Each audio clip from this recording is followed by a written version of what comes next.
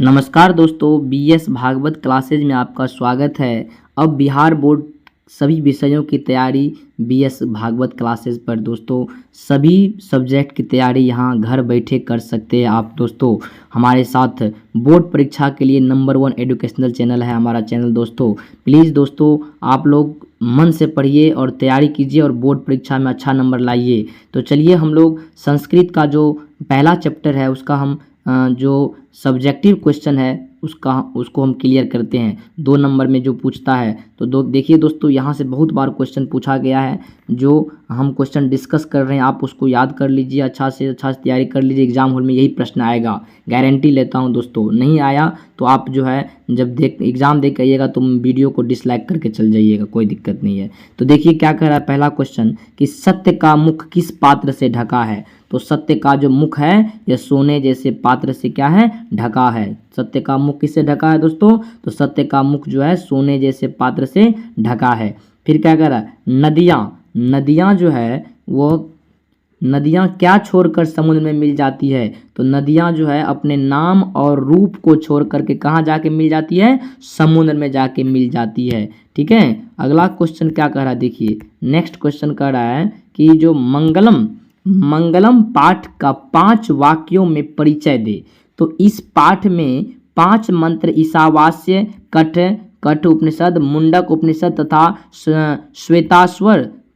श्वेताश्वतर नामक उपनिषदों से संकलित है। वैदिक साहित्य में शुद्ध आध्यात्मिक ग्रंथों के रूप में उपनिषदों का महत्व है। इन्हें पढ़ने से परमात्मा मुख्य यानी शक्ति अर्थात ईश्वर, ठीक है ना, परमात्मा का मतलब होता है मुख्य शक्ति यानी अर्थात ईश्वर के प्रति आदर पूर्वक आस्था या जो है विश्वास उत्पन्न होती है। किसको पढ़ने से, इस मंगलम पाठ को पढ़ने से, उपनिषद को पढ़ने से जो है हमें ईश्वर के प्रति आदर, आस्था, विश्वास उत्पन्न होती है। सत्य की खोज की ओर मन का झुकाव होता है तथा आध्यात्मिक खोज की उत्सुकता होती है। उपनिषद ग्रंथ विभिन्न वेदों से संबंधित है। उपनिषद ग्रंथ जो है दोस्तों विभिन्न वेदों से संबंधित, हमने अभी बताया था आपको इससे पहले वाले वीडियो में कि उपनिषद का मतलब होता है कि आपके पास गुरु बैठा हुआ है, ऐसा। ठीक है, तो उपनिषद हमें क्यों पढ़ना चाहिए, उपनिषद से क्या होता है, हमें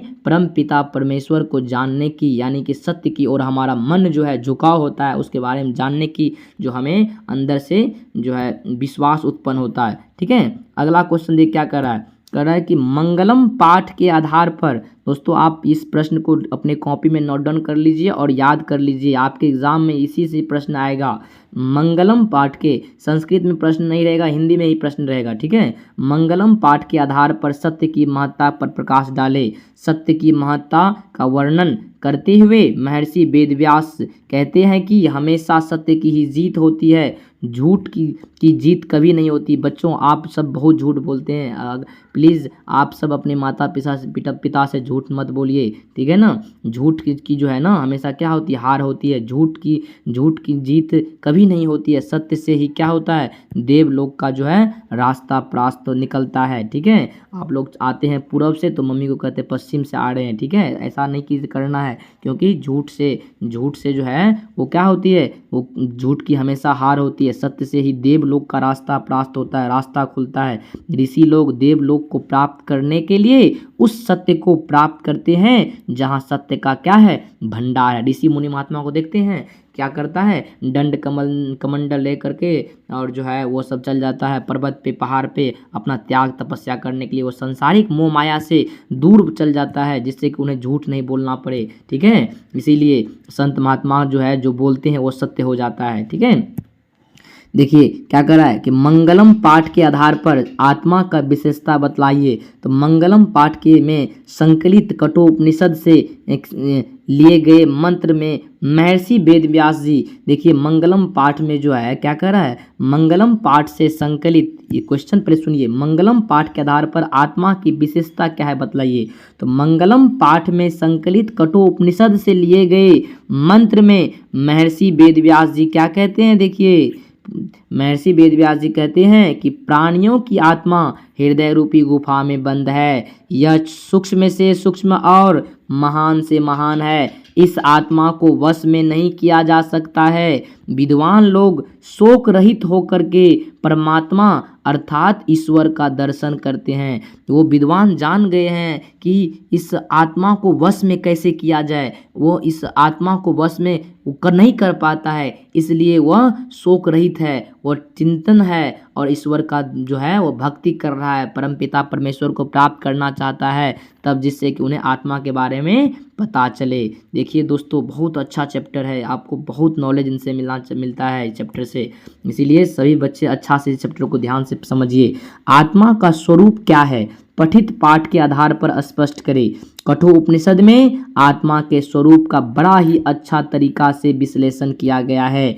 आत्मा मनुष्य के हृदय रूपी गुफा में अवस्थित है। यह अणु से भी सूक्ष्म है, यह महान से भी क्या है, महान है। इसका रहस्य समझने वाला सत्य की खोज करता है, वह शोक रहित उस परम सत्य को प्राप्त करता है। यानी कि आत्मा क्या है, आत्मा के जो खोज में लोग यहाँ पे शोक रहित है, महान से भी महान आत्मा है दोस्तों, महान से भी महान है। ठीक है, अगला क्वेश्चन क्या करा देखिए, महान लोग संसार रूपी सागर को कैसे पार करते हैं। मैं जो डिस्कस कर रहा हूँ प्रश्न को, तो उस प्रश्न में ही आंसर, प्रश्न में को उसका जो आंसर दे रहा हूँ, तो आशा है कि आप लोग समझ रहे होंगे। ठीक है, महान लोग संसारिक करा है कि महान लोग संसार रूपी सागर को कैसे पार करते हैं। तो देखिए, श्वेताश्वतर उपनिषद में ज्ञानी लोग और अज्ञानी लोग में अंतर स्पष्ट करते हैं। क्या देखिए, कह रहा है कि महर्षि वेद व्यास जी जो है वो कहते हैं, उन्होंने ही लिखा है चैप्टर को, मंगलम को।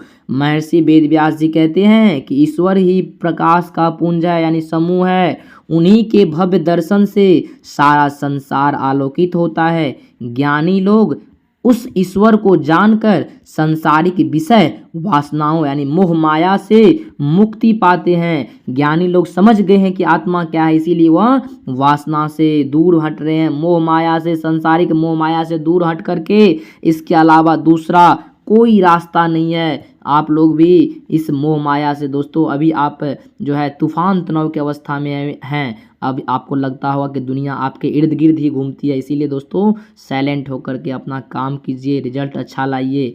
ठीक है, नहीं तो अगर आपका रिजल्ट खराब आता है तो उस दिन याद रखिएगा, पड़ोसी जो जब खुश रहता है ना, तो समझिए कि आप दुखी हैं, अगर आप खुशी है तो समझिए पड़ोसी दुखी है, इसीलिए मन से पढ़ाई कीजिए।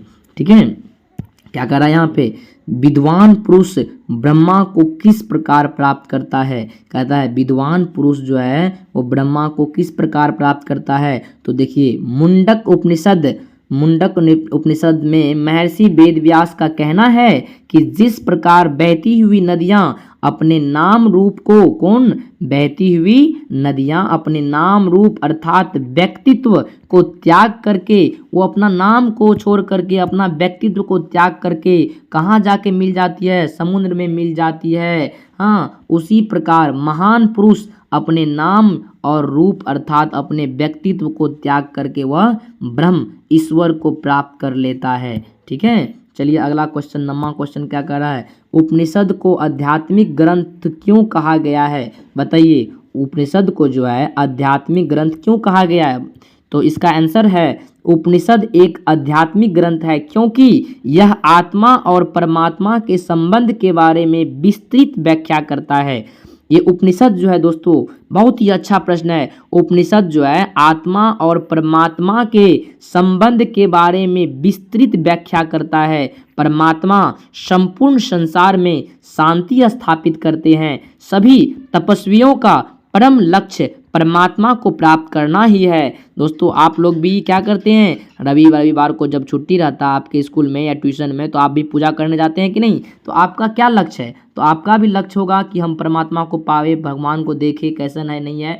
तो यही है कि उपनिषद अगर आप बढ़िया से पढ़ते हैं, अच्छा से पढ़ते हैं, अगर आप सत्य के रास्ता पे चलते हैं, तो आपको परमपिता परमेश्वर जरूर एक दिन दर्शन देंगे। चलिए 10वां प्रश्न क्या कह रहा है, 10वां प्रश्न कह रहा है उपनिषद का क्या स्वरूप है, पठित पाठ के आधार पर स्पष्ट करें। देखिए, उपनिषद का क्या स्वरूप है समझिए। तो उपनिषद वैदिक वाङ्मय यानी वैदिक साहित्य का एक अभिन्न अंग है। उपनिषद क्या है?